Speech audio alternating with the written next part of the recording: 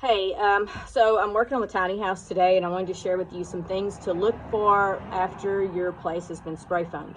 This is my first time to have a place spray foamed and then me have to work on it afterwards, so I'm not very familiar with what could happen. And I've already found one thing I'll share with you, and it's been fixed. The spray foam guy did come back and he fixed it. My son is an electrician who doesn't live nearby, but he told me that would be okay for us to do. And we don't live where we have to follow a strict code, though we do like to follow the code, and it'll work. But today I was, first off, I'm having problems with my nail gun. It's a Craftsman, it's battery powered, and it just will not feed a nail. It'll come on, it's almost like it's dry firing. I've tried and tried, read the instructions, so I'm out of luck. And because I haven't got plugs in the house yet, I don't have a way to have any other tools. So I decided, okay, I would put in one plug, which I didn't want to do, but I just sucked it up and said, I can do this.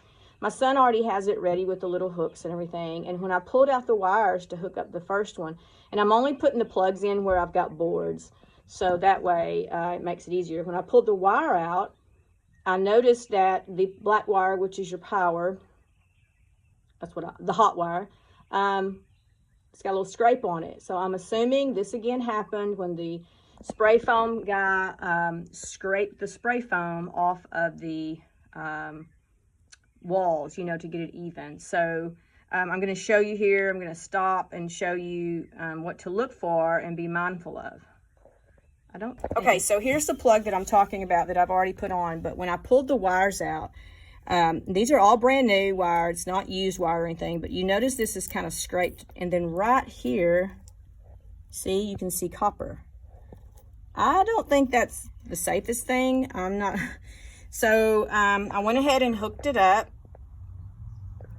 And just for those of you who don't know, there's a gold side and a silver side and the green. And there are specific things.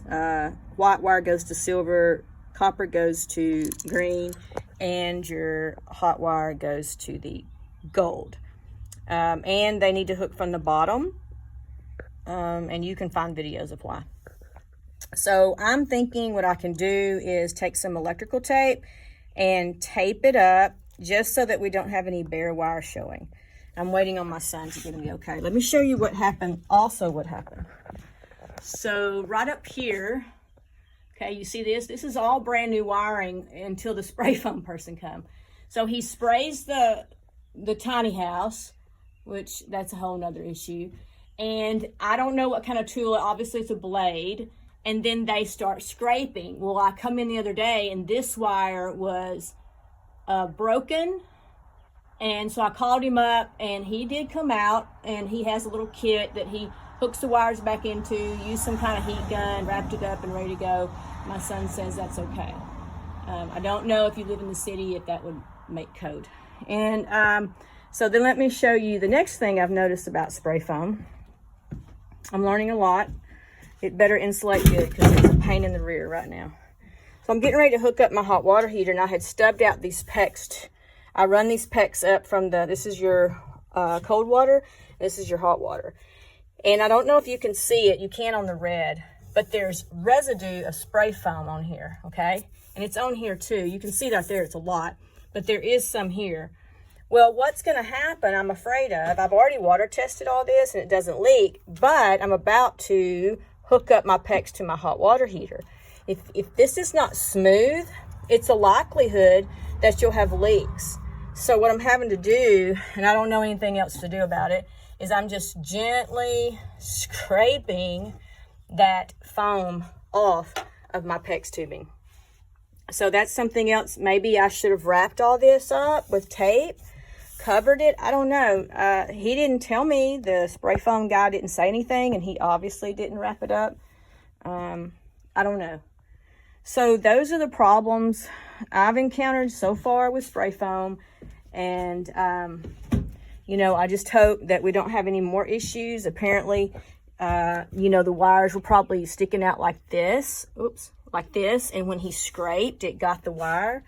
I don't know.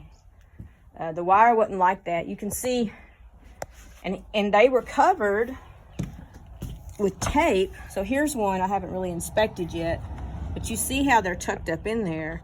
So all I know is that the wire must have been kind of like this, and when he scraped, he got the edge of it. That's the only thing I can think of, because we haven't done anything since we wired it. Okay, so there's the dilemma between spray foam and your wiring. Just be aware of things that can happen. All right, have a great one.